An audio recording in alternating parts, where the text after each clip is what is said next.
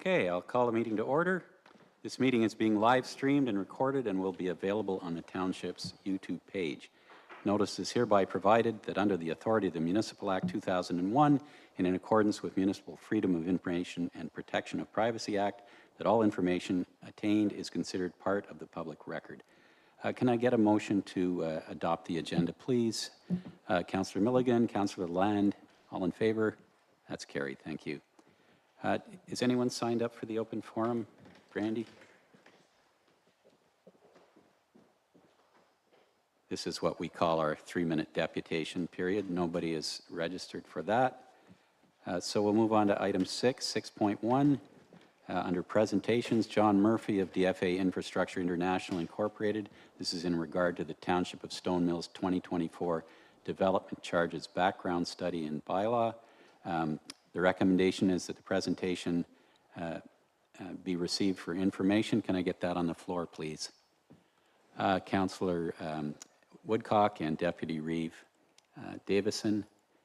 And we'll vote on that after the presentation. So, Mr. Murphy, are you there?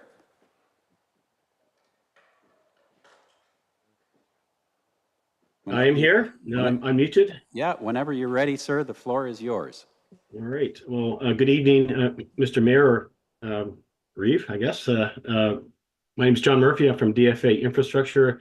We were retained by the Township to undertake the preparation of a development charge background study and bylaw. So next page, I guess you have control of the presentation. All right. So the purpose of today is to provide a background on development charges. We're going to present the draft study at a high level and the calculated rates that came out of that study exercise. We're going to look at the bylaw and some of the policy decisions that you as a council will need to make to finalize that bylaw, because it's your first development charges bylaw. And then we're going to just discuss or go over the next steps to complete the process.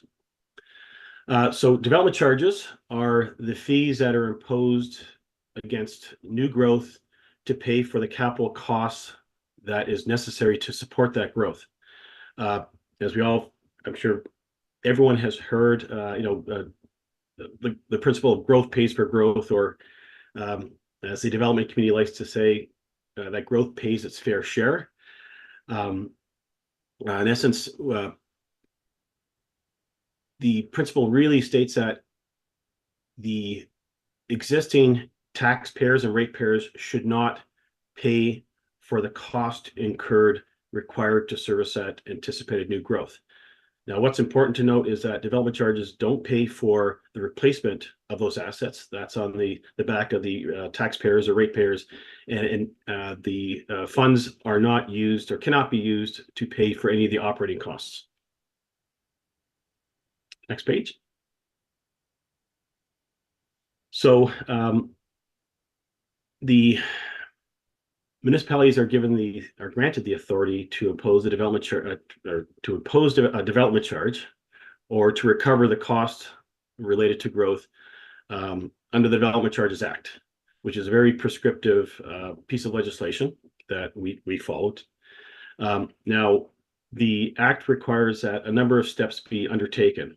One is the preparation of a development charge background study. Now, that's very prescriptive. We followed the requirements of the Act in preparing the background study, which leads to the calculated charges, which are the maximum charge that can be imposed upon new growth.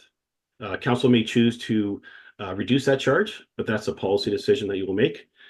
Now, another requirement is to hold at least one public meeting. And of course, there are requirements in regards to notice, which we'll be discussing later in the presentation. And of course, the council must pass the development charges or must pass a development charge bylaw. And that is the document that does grant you the authority to impose these charges that you adopted. And as I noted earlier, this is the first bylaw or development charge bylaw that will be hopefully passed by council later this year. Okay, next page. So the main components of a background study is developing a forecast of anticipated new growth, which we did.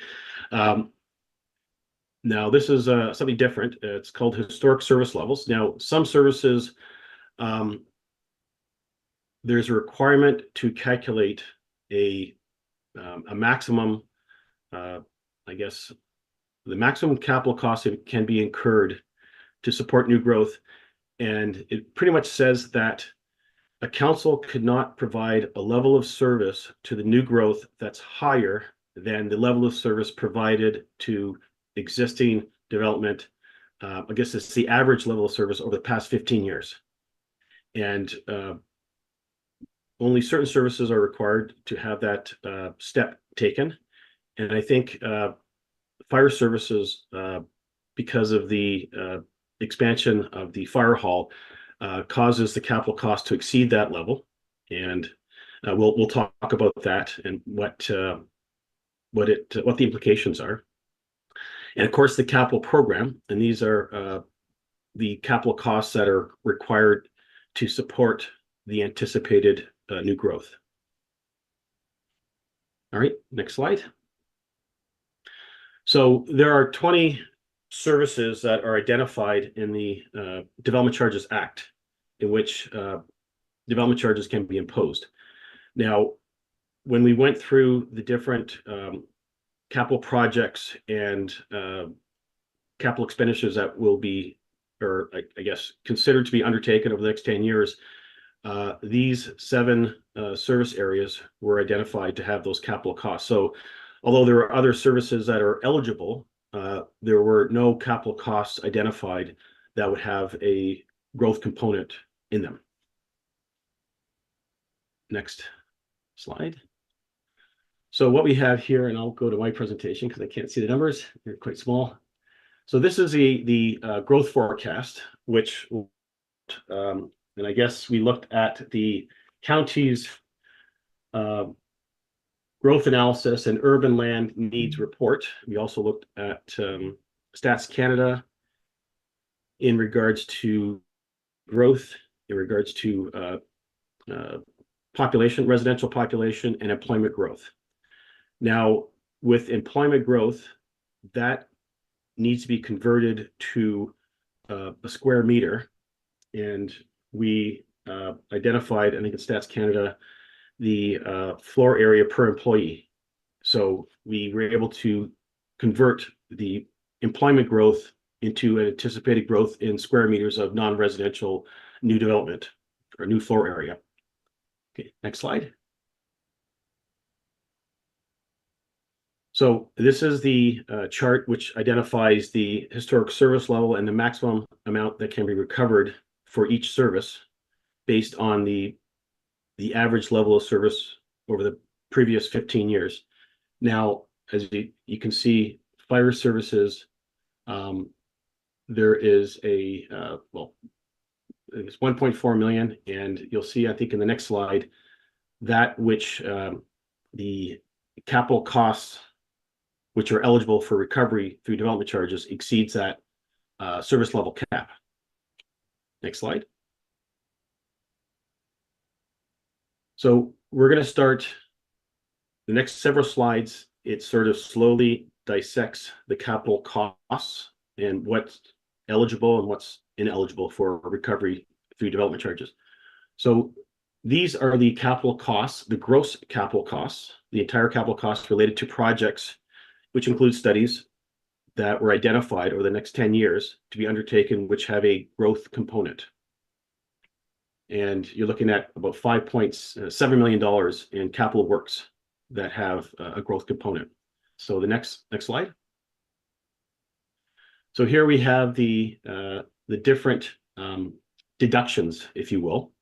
And one is the capital costs that are incurred that would benefit the existing population or employment population, residential population or employment population. So you can see how, example, growth studies, you're looking at about 164,000 over the next 10 years, of which approximately 68,000 would benefit the existing population, and the net capital cost or net capital needs that is eligible for recovery through development charges is 96,000. So when we go down to the total, you can see $5.7 million in gross capital costs. You have approximately $3.6 million, which was identified to benefit existing growth, which leads you down to, or reduces it down to about $2 million, which is eligible for recovery. Now, you can see how there's about $325,000 related to fire services that would be ineligible for this exercise because the magnitude of the cost related to the fire hall expansion causes the service level for a new population to exceed the service level cap. So that $325,000 is sort of set aside and would be included in the next development charge background study review, which would be undertaken in 10 years. And it's almost a timing issue, but that'll be an eligible capital cost that can be recovered in the future. So when you look at all the deductions, the municipality is looking at about $1.7 million in eligible capital costs that can be recovered through future anticipated growth. Okay, next slide.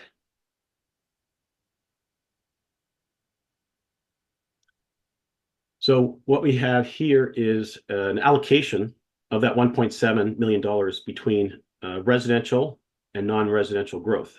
And this was, the allocation was based on the proportionate share of population and employment growth. However, certain services like recreation, that really benefits the residential population, but there could be a slight allocation to the non-residential growth. So we assigned 5% of that cost to non-residential growth.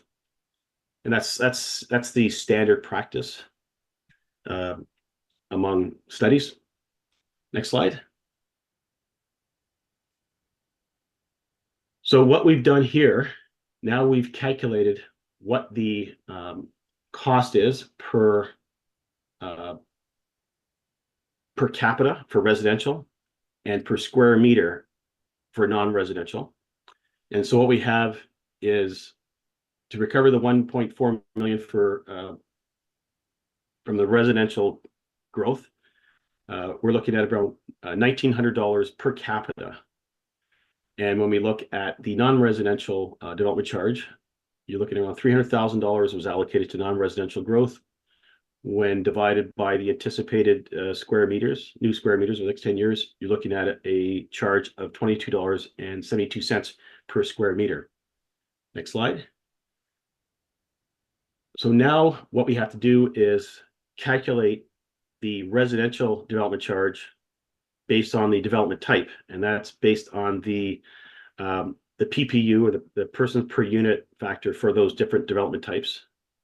And as you can see, the single family unit and a semi-detached unit, I think Stats Canada indicated 2.56 PPUs, or persons per unit, for new single family dwellings, 2.5 persons per unit for multiples, and 1.85 person per unit for apartments. And of course, that's average. Next slide. So when applying those density factors, we are able to calculate a charge by service for each development type: single family, multiple, and apartment. And you can see the charge, the calculated charge, the maximum charge that can be imposed on new development is $4,500 for a single family unit, $3,300 for apartment, and $4,400 for multiples. Next slide. So when comparing, and we just did it for the single family dwelling, but when compared to other municipalities in your county, in your jurisdiction, or vicinity, the calculated charge is below the average charge among those municipalities. Next slide. We also did that comparison for the non-residential growth, And again, the calculated charge for stone mills is, again, less than the average charge for the comparable municipalities. Next slide. So this is the, I guess, the point where we need to talk about various policies that council should consider in regards to their bylaw. Now, the bylaw is based on the legislation, the current legislation, or the current bylaw, or the current draft bylaw, or proposed bylaw is based on the legislation, which identifies the rules, and that deals with a variety of things. One is the type of exemptions. There's what we call statutory exemptions, and those are exemptions that are detailed in the Development Charges Act and regulations. But there are some types of exemptions that would be considered discretionary and up to council to make. And we'll go to the next slide. So actually, I'll take a step back. So the development charge bylaw, again, it grants the authority for municipalities to impose charges on new development, sets out the charges as calculated pursuant to the Development Charges Act, which we discussed.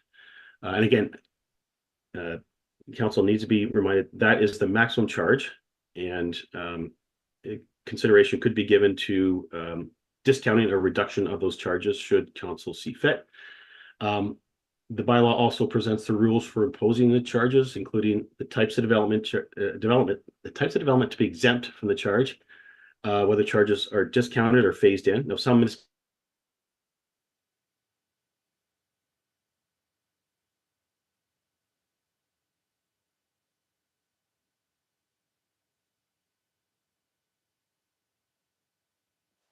Your audio's cut out. building in the future, and council chooses to phase those increases in over a period of time, or they may choose to discount a type of development. So some municipalities choose to charge industrial development a lower amount than commercial because of the impact that additional costs have on businesses locating industrial facilities in municipalities. And then any other rule or policy decision that may be adopted by council. So next slide. So these discretionary exemptions I discussed or mentioned, like agricultural uses. Now, to be honest, I don't know of any municipality that charges a development charge on an agricultural use facility. But farmers are farmers, but they're also a business. So when they erect a building, a barn, it would be considered agricultural use and therefore subject to a development charge.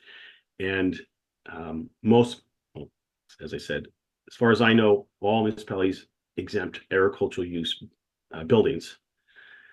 Places of worship, again, it's not exempt under the Act. It's a policy decision by the council to exempt churches, mosques, any other places of worship that are erected in the municipality.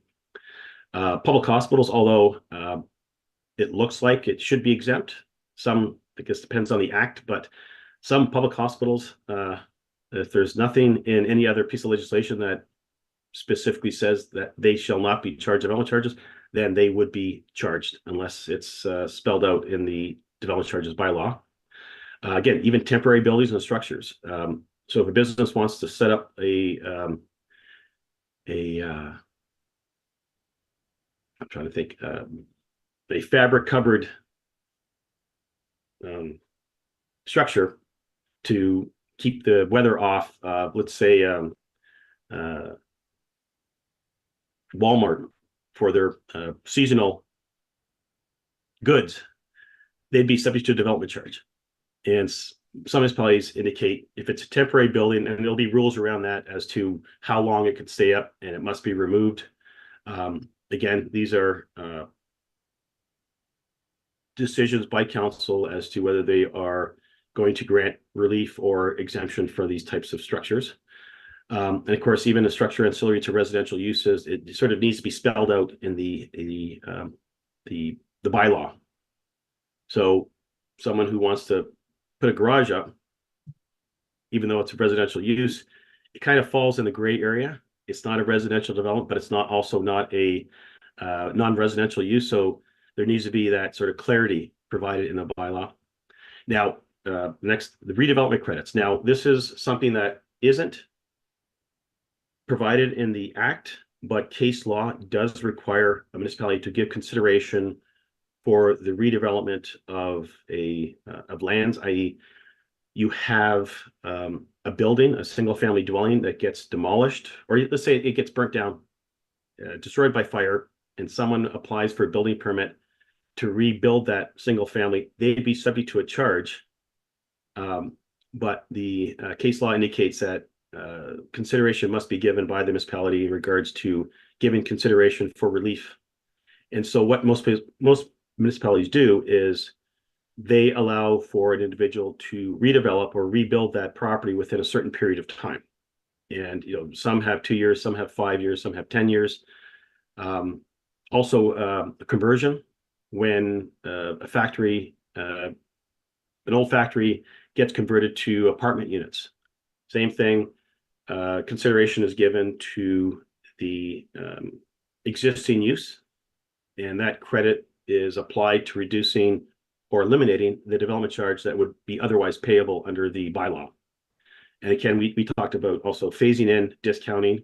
These are policy decisions that council can consider. You don't need to phase in, you don't need to discount, you just calculate, impose the charges as calculated. Next slide. So in regards to the next steps, after this meeting, I think there's a recommendation to make the background study and proposed bylaw or draft bylaw available to the public. Now, there's a requirement in the act that states that the council cannot approve the bylaw within 60 days of making the study and bylaw available to the public for review. So by making the background study and bylaw available for the public, the bylaw can be approved November 18th. Now, before it can be approved, there's also needs to be a statutory public meeting, which I believe is they were looking at October 7th. And of course, the background study needs to be made available 20 days before that, or actually, the notice must be given 20 days before that public meeting. I think that'll be done tomorrow. And the background study and bylaw need to be made available 2 weeks prior to that public meeting, which it will. And then the bylaw will come into force, and that's up to council whether they want to have it come into force November 18th or January 1st or any other date. And next slide, I think that's it. Open for questions. Thank you. Thank you, Mr. Murphy. Questions or comments, council? Yes, go ahead, Councillor Fenwick. Yeah, just a quick question. When it comes to the redevelopment credit and time to rebuild, et cetera, I'm just curious, I mean, why would time to rebuild matter in that instance? I understand, I mean, the building already existed, but why would we, I'm just curious as to why a time limit in there would be relevant. I'm just curious the logic in that, that's all. There are situations where you pass a bylaw and someone comes back and says, well, there was a house on that property 150 years ago. And whether the records exist, and even it gets to a point where the expectation is if a building is demolished, there's an expectation that you will redevelop that property within a reasonable period of time. You're not going to leave it vacant for 10 years, 20 years, 30 years. So that pretty much is the premise, is that if you remove a structure, there's an expectation that that structure will be replaced or that land will be redeveloped. And 2 years is probably pretty short, especially when you come to non-residential buildings. 5 years kind of seems to be the standard duration. 10 years I've seen bylaws with 10 years, but again, that gets to a point where I don't say corporate memory gets lost. So again, there's a reasonable expectation that any structure that gets demolished or destroyed gets redeveloped. Anyone else? Yeah, go ahead. So, sorry, just so basically based on what you're saying, it sounds more like almost like a statute of limitations as much as anything else. Is that correct? Yeah, pretty much that's it. We've given you, unfortunately, your property was destroyed. We're not going to charge you, provided that you start taking steps to, rebuild. Okay, thank you. Anyone else? Jake, did you have a comment? Yeah, I just had a personal story on that because I've been around this business long enough. South Frontenac had an instance, just as John describes, where somebody beat the DC bylaw in place because they didn't have that 5 years. They simply brought in the Meacham 1878 Atlas, which is right in my office, and pointed to their 100-acre property and said that's exactly where the structure of the house was, just as it's laid out. And all of Sheffield and Camden are in that same atlas. And in many cases, the more notable structures, there's actually a picture of the barn and the house, even in the atlas. And I think in that case, they came in and said, here's where the structure was. Here's a picture of what the structure in the house was. And they beat saved the $10,000 DC just based on that. That's very creative. Thanks, Jake. Anyone else? I had a couple of questions. So the category of growth studies, that's literally the cost of studies to support new development. Is that the idea behind that one, Mr. Murphy? Well, so example, the Development Charges Act, or the Development Charges bylaw, that is 100% growth related. Other studies may benefit existing population and future growth. So you allocate based on the future growth in relation to total population in the future, which includes existing population and new growth. So there's always an allocation, but any capital costs that could be deemed to also benefit future growth would be recovered from that growth. So we call them growth studies, but they have a growth component. It doesn't mean they're all related 100% to growth. Okay, so it has to be broken out and allocated appropriately That's right. Okay. Exactly. The other question I had was based on the employment population. So this is the way you determine the potential for new construction to accommodate new employment. And I was just thinking, there's businesses and there's businesses in terms of the amount of pressure they put on infrastructure. A 10,000 square foot retail business, which will mainly attract people in personal vehicles, is quite different, say, from a 500-foot weigh scale at a quarry, which is going to result in tremendous amount of heavy truck traffic on the roads. Is that sort of variable considered, or is it possible to consider that sort of variable?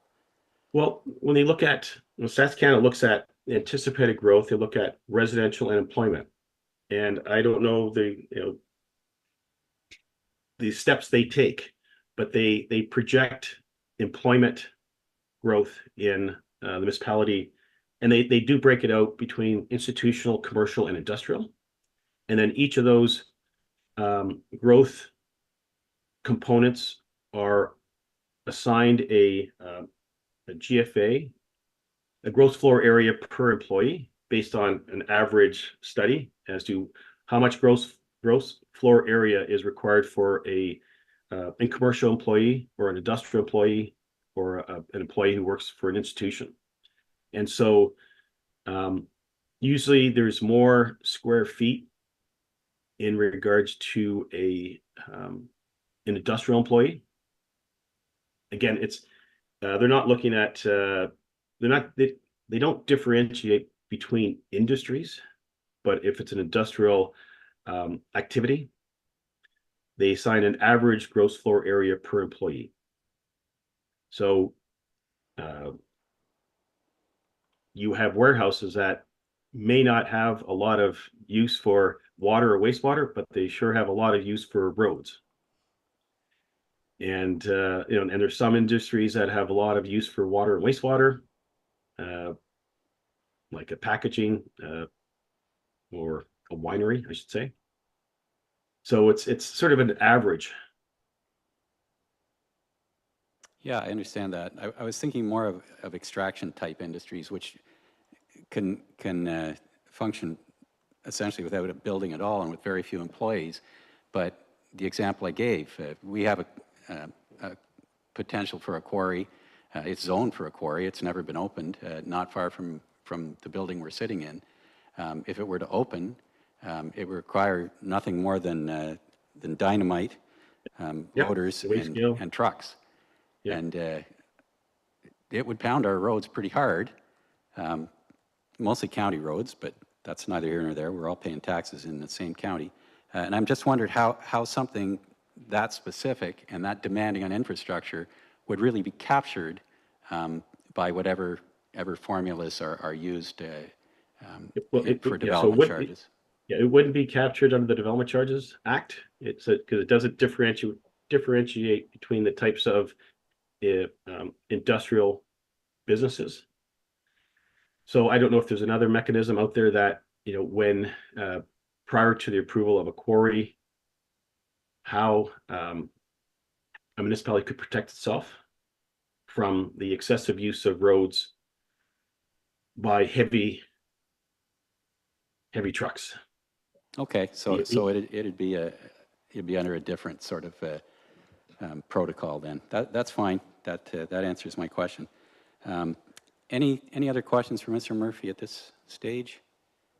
Seeing none, thank you very much, John, for your presentation. Thank you very much. And I'll ask for a vote to receive this. We already have a mover and seconder. All in favor? That's carried. Thank you. Thank you. Moving on, deputations. Edward Embry, complaint regarding illegal use of agricultural lands. Can I get a vote to a mover and seconder to receive Ed's presentation, just to get it on the floor? Deputy Reeve Davison, Councillor Woodcock. It's Ethan, right? How are you? Very well, thanks. Haven't seen you for a long time.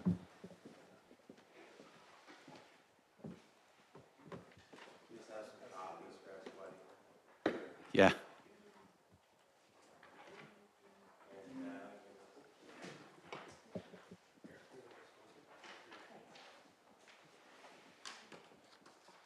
Thank you. So the floor is yours. Ed, are you going to do the presentation? Okay. Yeah. Doesn't matter. Whoever's going to read it, press the button there, and if the light comes on, you're on. The floor is yours.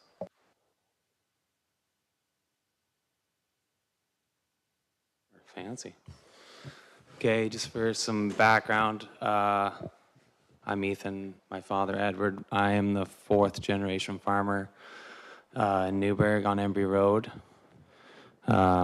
We received a complaint, or the reason I'm here is because of a complaint regarding illegal use on agricultural lands. I'll just start here. So yeah, we received a complaint from the township inquiring about the use of the property on County Road 11. We had, therefore, a bylaw enforcement officer attended the property for you guys on July 31st, 2024, and confirmed the presence of farm equipment.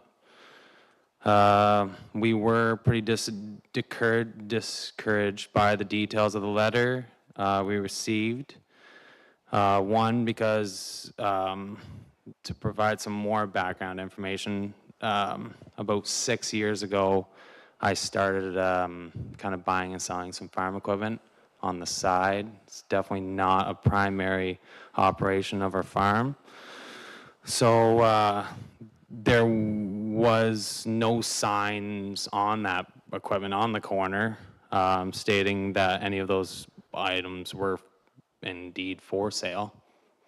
All of the equipment I have on that corner I use within my farm, but I will also sell it upon a customer inquiring about the piece of equipment.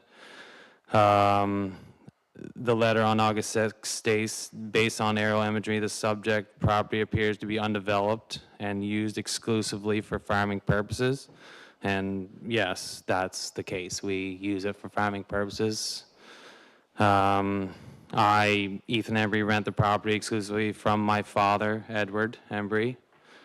The Township of Stone Mills official plan under 4.51-B-2 agricultural related uses. They state 1, agricultural and agricultural related uses, and 2, agricultural related uses. So in our opinion, we would conform to that official plan.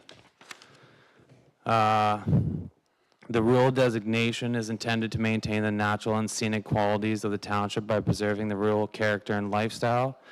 These including agricultural-related purposes, on-farm diversified uses, home occupations, and home industries, which are defined under 4.2.2 permitted uses. That states agricultural uses, agricultural-related uses, on-farm diversified uses, home occupations, and home industries, including bed and breakfasts, resource-based recreational uses, limited residential development, cemeteries, uses related to the management or of resources, and other rural land uses. We, in our opinion, that property conforms to the 4.2.2 of the township official plan.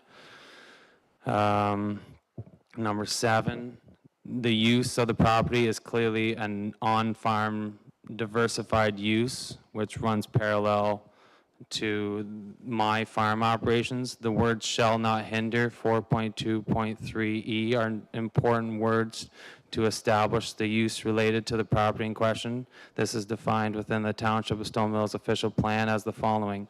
On-farm diversified uses means uses that are secondary to the principal agricultural use of the property and are limited in that area. On-farm diversified uses include, but are not limited to, home occupations, home industries, agritourism uses, and the uses that produce value-added agricultural products. Ground-mounted solar facilities are permitted in the prime agricultural areas, including specialty crop areas, only as on-farm diversified uses.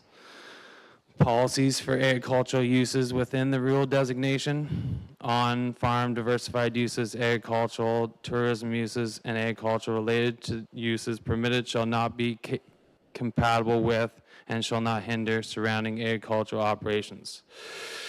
Therefore, the use of the property conforms to 4.2.3 of the Township of Stone Mills official plan as illustrated. Number 8. The use of the property is also outlined permitted use under 3.4 of the home industries of the Township of Stone Mills official plan. This includes farm-related sales, machinery repairs, and welding. 3.4 states home industries are permitted within zones where listed as permitted uses are subject to the following zone provisions. All uses permitted in home occupation are also permitted in home industry. Home industry uses also include a workshop for trades such as woodworking, welding, plumbing, small engine repair, but does not include an auto body repair shop. Home industry shall include uses such as farm-related sales, machine repairs, welding, carpentry, plumbing, and electrical workshops. Therefore, the uses of the property conform to 3.14 of the township official plan as illustrated. The comprehensive zoning bylaw number 2014-744 permits the following: non-residential uses, agricultural and agricultural related uses, Asbury Cemetery, community garden, conservation uses, custom woodwork workshop, equestrian center or equestrian establishment, farm vacation establishment, forestry uses, garden, and nursery sales supplied establishment, golf course, golf driving, kennel, livestock facility, livestock sales outlet, nursery, portable asphalt, concrete plant, public or private studio and artist studio, wayside pit or quarry, and portable asphalt concrete plant. Based on bylaw 2014-4744, it permits agricultural-related uses and the custom workshop. So based on the definition used as farm implement equipment and service establishment in the letter of August 6, 2024, as you see from the illustrations, agricultural-related uses and custom workshops are both permitted uses of the Township of Stone Mills official plan bylaw 2014-744. As illustrated in numbers 5, 6, 7, and 8, the uses of the property for agricultural related uses conforms with the Township of Stone Mills official plan and bylaw 2014-744. The letter of August 6, 2024 from the Township of Stone Mills states, within the County of Lennox and Addington official plan, the subject is designated a rural area. As the August 6, 2024 letter of the Township of Stone Mills states, the subject property is in a rural area of the County of Lennox and Addington official plan, which is defined for the use as an agricultural area designation and agricultural-related uses, C3-5A of the County of Lennox and Addington official plans. The County of Lennox and Addington official plan C4.4 states, permitted uses in a rural area designation include agricultural-related uses and agricultural-related uses in accordance with C3-5.5 of this plan.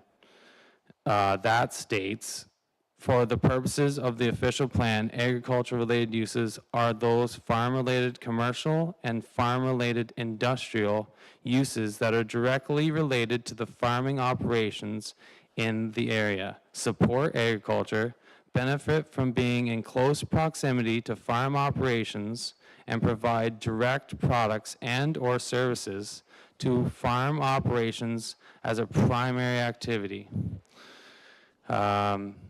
Therefore, the uses conform with the Lennox and Addington official plan permitted uses as illustrated. The provincial policy statement 2020 protects agricultural areas for long-term agricultural use and supports a thriving agriculture and society or industry and rural economy by permitting a range of different uses on agricultural land in rural areas. That provincial policy statement states agricultural related uses means those on-farm related commercial and farm-related industrial uses that directly relate to farming operations in the area, support agriculture, benefit from being in close proximity to farm operations, and provide direct products or services to farm operations as primary activity. And the provincial alignment is the province through that statement and other supplementary policy documents provide the following definitions that allow for uniform development and implementation of the policies across the province. Similar to the policy direction by the province, municipalities are to update their policy documents to align with the province's definitions. Therefore, the uses conforms to Ontario's provincial policy statement 2020 as permitted uses as illustrated. The overview is that it's very clear that the property conforms with the Ontario provincial policy statement and the official plan of the County of Lennox and Addington and the official plan and zoning bylaw of the Township of Stone Mills under agricultural related uses and other permitted uses as outlined. The subject property clearly meets the agricultural related uses that is directly related to my farming operations. The County of Lennox-and-Ironton official plan defines permitted uses for agriculture-related uses in the rural area designation. They permit that. In conclusion, both policies of the County of Lennox-and-Ironton and Ontario's provincial policy statement state the following. That policies for agriculture-related uses shall be developed in local official plans as they are updated to conform with this plan. The agricultural business, Ontario provincial policy statement, similar to the policy direction provided by the province, municipalities are to update their policy documents to align with the province's definitions. Agricultural business zone. One of the suggestions would be to amend the current Township of Stone Mills official plan and bylaw to add an agricultural business zone, which would include a more comprehensive use, such as an abattoir, farmer's market, an animal kennel, a commercial grain elevator, communication structure, dairy and cheese factory, dead stock removal, farm auction, a farm equipment dealer, a farm drainage contractor and silo contractor, a farm produce retail outlet or stand, a feed mill, a forestry equipment business, a home occupation business, landscaping, livestock assembly and sales yard, manufacturing plant for the production of agricultural field tile, nursery, processing plant for agricultural products and or byproducts of public use, retail outlet, a retail outlet for the sales of agricultural supplies such as feed, grain, and fertilizer, a sawmill, or wood product sales, and a single detached dwelling accessory to a permitted use. So I would request an amendment change for our property. Therefore, we request that the Township of Stone Mills amend its zoning bylaw number for 20014-744-4.5 Rule Zone -4.51B, non-residential use that concerns agricultural farm-related uses and add farms implement sales that would support a thriving agricultural industry and rural economy by permitting a range of uses on agricultural land and rural areas in the Township of Stone Mills. Yours truly, Ethan. Thanks, Ethan. There was a lot of words in that. No, that's good. You got through it. Any questions or comments, council? Yes, go ahead, Doug. I would just going on what Ethan has presented to us there, we need to verify all that information, of course. But number 8 was a question for me. Home hobby business. I know in the zoning bylaw, you're allowed to have a home hobby business in rural areas as long as it doesn't take more than 25% of your location. I'm wondering if that does fit here. I think maybe it should be questioned, it should be looked at, because I think it possibly fits in here. Anyways, other than that, I would also move that we receive this and when the questions are done. Yeah, we already have a mover and seconder to receive, but it's action that I'm wondering about at this point. Anyone? Yes, go ahead, Councillor Milligan.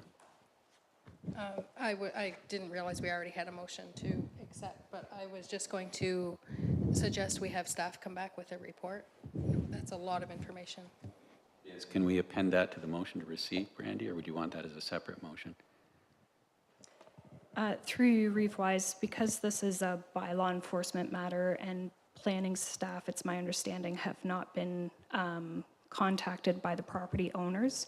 I would first recommend that they work with township staff to see if a solution can be come to, or to provide their case of why it meets the zoning bylaw would be my recommendation.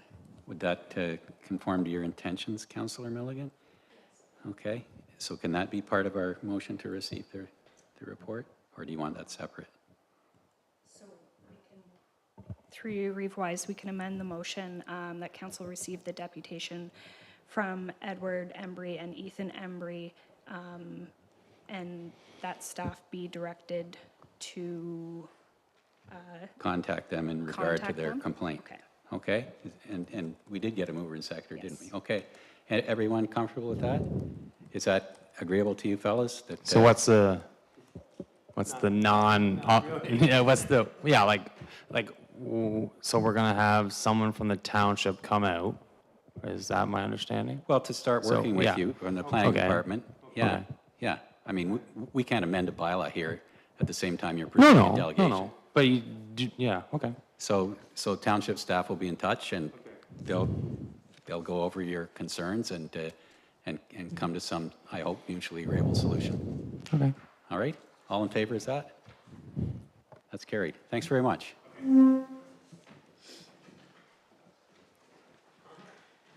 Okay, our next agenda is items for consideration, and this brings us back to the development charge background study and bylaw.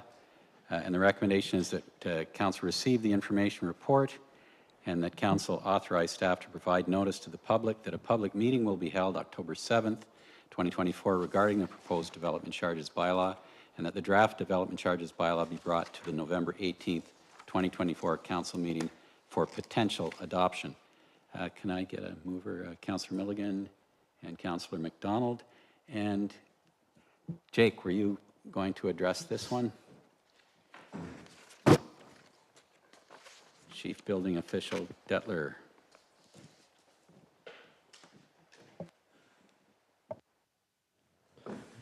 Yes, through your worship, we've got a tentative schedule worked out.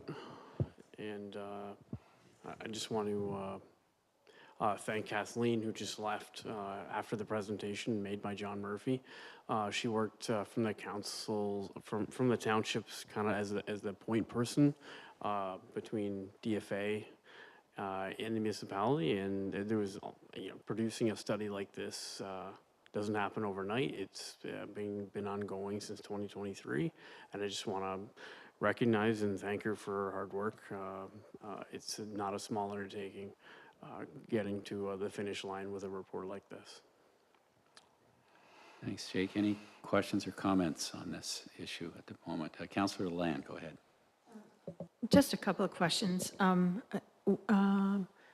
page 4 of the document, it talks about Toronto and York, in item 4, 5, 4, 6, and 7, and it also talks about sewers and treatment services. And I wasn't sure why I was seeing Toronto and York subway extension in this document, or sewers and treatment services, because we don't have that sort of thing in our township. And I wondered if it was just they sort of pulled it from a more urban language and just sort of didn't realize that they'd left that in, or if there was a reason that that was there that I'm not seeing. Go ahead, Jake. Yes, through your worship, you're looking at listing an explanation of a provincial regulation applied to all provinces with what you can apply to a developmental charge. And I mean, we don't personally have that, but that list is a list that's kind of all-encompassing to all municipalities in Ontario. So you just take what's applicable to us out of that list? Yep. Okay. Was there something else, Wenda? No. Okay. Councillor McDonald. I was just wondering if it's needed, or like wind turbines or solar farms. Is that something? I didn't see it anywhere in there.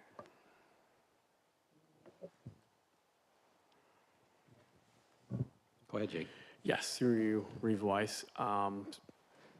Believe it or not, solar farms,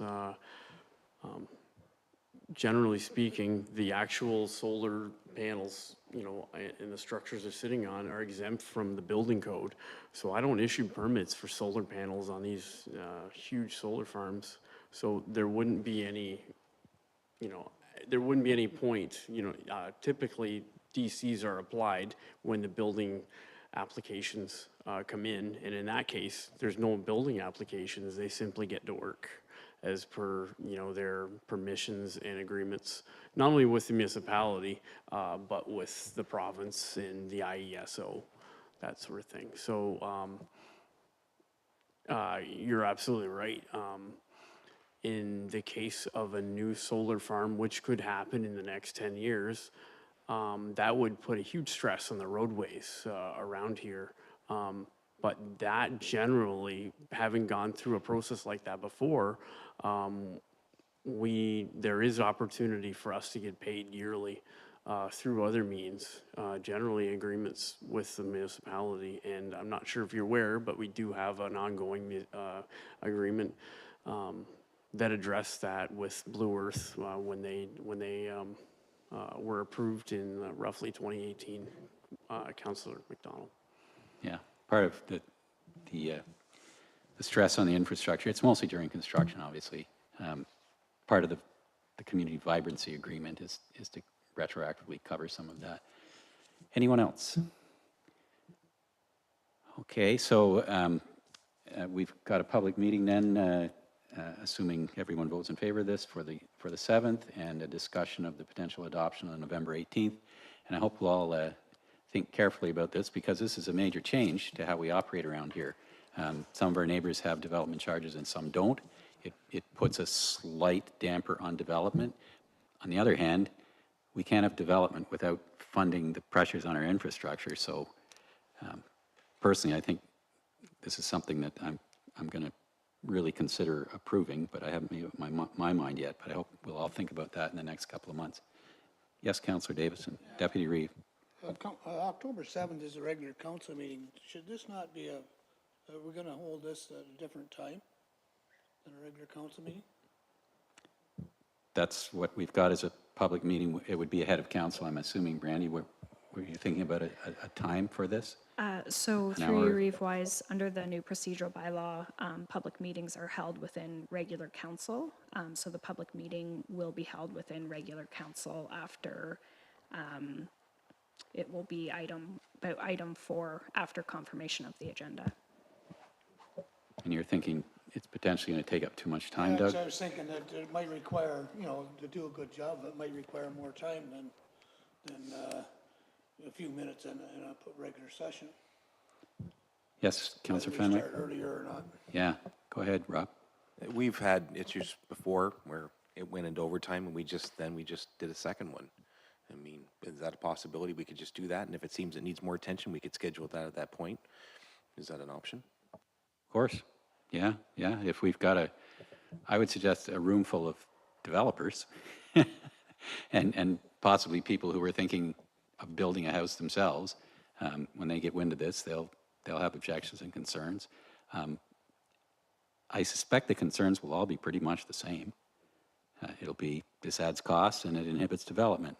I can't imagine what other concerns there would be, but you're quite right. It has potential to be lengthy and controversial. And if it runs past a reasonable time, we'll have to add a second public meeting. That's just the way it's going to go, I think. Anyone else? Okay, we have a motion on the floor. All in favor? That's carried. Thank you. Okay, item 8. Thanks, Jake. I know this is a big deal in your department and a lot of work, and thanks to Kathleen too for working on this with John Murphy's company. This is renewal of pound services with the Kingston Humane Society. The recommended motion is that Council receive for information the report, and further that Council pass a bylaw to enter into a pound services agreement with the Kingston Humane Society in accordance with the terms and conditions outlined in the pound services agreement attached to the bylaw. Can I get a motion to get this on the floor, please? Councillor McDonald, Councillor Land, and Clerk Teeple, this is your baby. Through you, Reeve-wise, no big change in previous agreements we've had with Kingston Humane Society. There's nothing further to add to the report. Any questions or comments on renewing this agreement? Yes, go ahead, Rob. Just a straightforward question. The fixed fee of $659.48. I mean, everything here is great, but I just wasn't clear as to what does that exactly mean. Can you clarify a little bit? Go ahead, Brandy. Through Reeve-wise, so that is a monthly fee that we pay. So if animal control services, it's a 24-hour service. If they get a call and can't reunite the dog with the owner. It gets brought into Kingston Humane Society, and then they go through the process of trying to find the owner, housing the dog, feeding the dog, vaccinating the dog. So those are some of the costs just to recoup. Sounds more than fair. Okay, anyone else? All in favor then? That's carried, thank you. 8.3, this was added somewhat late in the day to our agenda. It's a Blue Box Transition Depot Operations Agreement. We had some advanced discussion of the changes that have been made to the recycling protocol in the province, and this is the first actual practical evidence we have of it. The recommendation is that Council receive the report entitled Blue Box Transition Depot Operations Agreement, that it be received for information, and that Council delegate authority to the REEV and CAO to execute the Depot Operations Agreement between the Township of Stone Mills and Circular Material Ontario for haulage, disposal, and processing services of blue box materials received at the landfill sites. Can we get a motion to put that on the floor, please? Deputy Reed Davison, Councillor Milligan.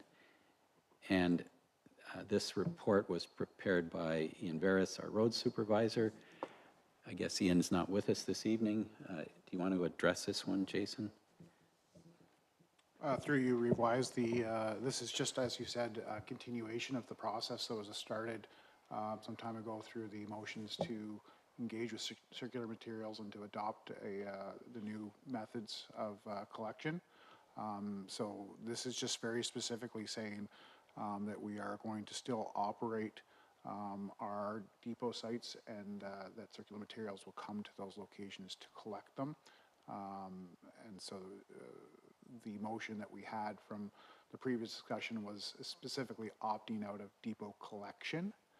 This is just being even more clear that we are opting in to depot operations, and that we can prepare the paperwork as a contract. Thank you. Any questions on this one at the moment? Yes, Councillor Land, go ahead. Yes, I have quite a few, all my sticky notes. Just wondering about the insurance. So they talked about commercial general insurance, auto insurance, environmental impairment insurance, all risk properties insurance. And I wondered, do we have those? Because this is going to fall on the township, I understood, in the contract. So that's question number one. Do we have those types of insurance in place under our current provider? We are, so from an operations point of view, we are our current provider and we are already fully insured. So our staff will still be operating the collection. It's their vehicles that will be coming on and collecting and hauling the materials away, and they'll be responsible for their insurance, as I understand it. Next question. They used a term called non-fuel price component, and they said it's 100% of the base residential depot operational cost, but I really don't know what that is. Non-fuel price component. What does that mean? That I wouldn't be able to provide a specific answer. We could get back to you through you, Revise. My assumption on that one, Wenda, is it's all the costs involved in providing the services, less the fuel costs of the trucks. So it'd be capital depreciation on the trucks, operator time, it's everything but the fuel that's involved in the costing formula. That's just my assumption. Page 5, it talked about the impact of land use planning. And I wasn't sure what the C, D, and F meant, so I don't know. I didn't understand the land use planning part of it on page 22, actually.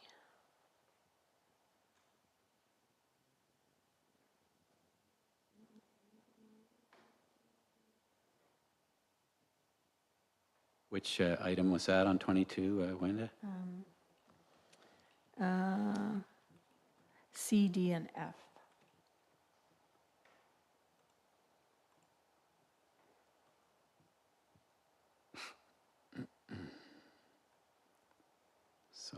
page 22, I just see A and B, and then a whole bunch of subclauses. C's on page 23, or maybe I'm not on the right page. I know. Oh, sorry, you're right. I'm looking at the wrong page number, Rob. I was looking at one right below it. Yeah, you got it. Sorry. So page 22 of 46. Okay, so C is failure to comply with or breach of any of the contractor's obligations under this agreement. Okay, and what was the other section then? C, D, and F. C, So D. impact So on land use. damages caused by the contractor, its officers, agents, servants, employees, blah, blah, blah, or arising from the execution of the work, or by reason of the existence or location or condition of work, or any materials, plan, or equipment used thereof or therein, or which happened by reason of the failure of the contractor, its officers, agents, blah, blah, blah, to do or perform any or all of the several acts or things required to be done under this agreement, and then it's F? Is that what we go on to? Is And that F, yeah. any failure or delay by the Circular Materials Ontario to submit any required report or other information to the registry as defined in the Ontario Resource Recovery and Circular Economy Act, resulting from the acts or omissions of the contractor, its officers, etc. And you said there's something to do with land use planning here? Is that the overall heading of this section, or where does land use planning I come in? understand that's what it was. Okay. Yeah, it got me stumped too. Yeah, okay. And the last one. Sorry, go ahead, Jason. This is under the contractor indemnity, isn't it? Yes, that's my understanding. Right. So this is the responsibilities as laid out. I'm not sure the connection to land use planning at this point. Okay. My final question, sorry, guys. So item 7.7 E and F, they talked about the arbitrator as it being a final, like if we had a grievance between the two, between the contractor and the company, that if they couldn't solve it, they would end up in arbitration, and that the arbitrator, the decisions were final. That's what it said in E. And then in F, it talks about an arbitrator tribunal. And I thought, if the arbitrator decision is final, how would that even lead into a tribunal? It says or. It's an or. It's an or. It's either the arbitrator or an arbitrator tribunal will make the decision. It's not an arbitrator and then it goes to a tribunal. Oh, okay, Yeah, okay, so it's an one or the or. other. Thank Yeah. you. Thank you. Okay? My questions are answered. Thank you. And anyone else? So my question is not so much on the contract details, but on the actual collection of waste, how it's going to affect our residents. There's a long list here of what's accepted. There's 2 items on it that aren't accepted: steel aerosols, so your little spray cans, and steel paint cans, which if they were empty, we used to be able to throw in the scrap metal. Is there anything on this list, or anything that's not on the list, if you know this, Jason, that we currently accept that will no longer be accepted? That wasn't raised as a concern as we looked at the list. Okay. I'm not necessarily directly familiar, but we've had Ian and we've had Jeff and Laura in the discussions along with Anita. And that list of materials wasn't highlighted as A concern. a specific gap that came up as concern. Yeah, I couldn't think of anything either, but I just want to make sure that people aren't going to get there and they're going to be told, sorry, that stuff is not recyclable anymore. Yes, sorry, Doug, go ahead. I spoke with Ian today on that because I had concerns with the 4% waste consideration, and knowing how our operation works. That would be a huge jump, I think, to get to 4% contamination. Ian informed me, as far as his knowledge was, that we will operate basically the same as we're operating today. It will be an ongoing learning process. He said there is some talk of amalgamating some more products together. Like today we take tin and plastic in one bin. There's also paper and glass now that has to be collected also. But he said this basically is just to start where we are today, and it will be an ongoing process, but they will not be hammering us if contamination reaches it. They will be working with us to try and reduce it. Okay, so in other words, there would be information and signage and whatever that may have to be developed for it. Okay. Thanks very much, Doug. Anything further on this? Yes, yeah, go ahead. Through you, we've revised in our discussions with circular materials, that's correct. The 4% contamination rate is definitely an aspirational goal. It's not, in the discussions, I asked whether that was a carrot or a stick. It's certainly definitely on the carrot side. What is encouraging is that there seems to be a lot of support from circular materials to work with the township in what was discussed as signage, education materials, and to help bring to bear resources that we don't necessarily have on the shelf here in the township to help improve those numbers and to see increased use of recycling and decreased levels of contamination by having some standardized signage, communications, and reinforcement. So that is something that we're going to benefit from by having circular materials involved with our recycling pickup. Yeah, it'll be interesting to see how things develop here. Now, somewhere, and I forgot to write it down. Sorry, was there any other councillor with a comment? Yes, go ahead, Wenda. On the same subject, I really like that idea of what they're talking about, providing educational and promotional opportunities. Lots of people don't know what LDPE is or HDP number 2 and 4 and different things like that. They don't even know about the cleanliness of the products that they're going to be recycling, or do they take the paper wrappers off the tin cans and all of that. So I'm very happy to hear that they're going to be providing us or our constituents with much better education when it comes to what Doug's talking about, the waste contamination. Thank you. Thank you. Anyone else? There's also, under the financial and budgetary implications, there's a monthly compensation provided to the township from CMO, I guess, of $9,330. How does that compare, without going into a lot of detail, with what we get now from the people who provide the contractor who provides our collection service? Does anyone have any idea? I can't say for sure, but I think we're paying them right now. So we're talking about a positive versus a negative value at this point. Yeah. And so that is part of the policy shift that is going to a producer model than a consumer model. And so that is some of the trickle-down benefit, I guess, to the municipalities. It is significant, and I suppose that there might be a number of private operations that are not too happy with losing their contracts to provide a collection service that they charge for, but that's neither here nor there. Yeah, well, that's great. Okay, I'm not going to give the plastic talk. You can't really recycle plastic. It's a myth, however. It keeps it out of the landfill and it can go somewhere else. Anything further on this one? Did I get a mover and seconder? I thought I did. All in favor? That's carried. Thank you. Now there's a new section on our agenda, which is our consent agenda. And for convenience and efficiency, repetitive or routine matters are included in the consent agenda and voted on collectively. Any council member can request to discuss an item separately within the consent agenda, which will then be removed and voted on separately from the consent agenda. Each and every matter of business contained in the consent agenda is recorded separately in the minutes of the meeting.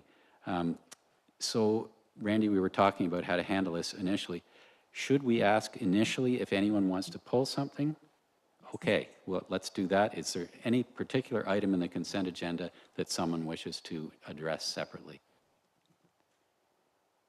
No? In that case, yes, Wenda, go ahead. The 9.3 Arcadis, but we don't have a representative from Arcadis here, right? Is that correct? That's correct. This evening, we have no one from planning here. Okay. All right. You're fine then? Then can I have a mover that all items in the consent agenda of this September 16 meeting be approved as presented and that the necessary action be taken? Councillor Milligan and Councillor Woodcock, all in favor? That's carried. Thank you. Okay, 9.4 is bylaw. This is our a bylaw to Yeah, that was in the consent agenda. I haven't gone down far enough. See, I'm already screwing up the consent agenda. Sorry. Yeah, okay. So no consent agenda items were extracted. Notice of motion, direct motion. This is replaces our statements from member section and so on. Notice of motion, direct motion. Direct motion means a motion to consider items which, due to time constraints, require the immediate attention of council and may be introduced with the consent of the majority of council. So we have a notice of motion or a direct motion. Does anyone have a notice of motion or a direct motion? No one has. Any announcements? This would be similar to our statements from members that we previously had. Anyone have anything for this evening? Well, I will just mention that I was invited to address the This Land celebration, I guess we can call it, in Tamworth on Saturday afternoon, which was a very interesting event. As you may recall, Carolyn and Chantal, Carolyn Butts and Chantal, whose last name is now escaping my mind, came, LeBlanc, right. Yeah, my mind's a blank. Came to us early in the year to ask us to be the funding funnel for the grant that they were accessing, which we've been doing. And they arranged a whole number of demonstrations about how primary materials can be used, materials coming from nature, for all kinds of things that we use. There was a beaver pelt tanning demonstration. There was a grain milling demonstration, and Peter Tylus's wood-fired oven was baking bread. I provided the wheat for that.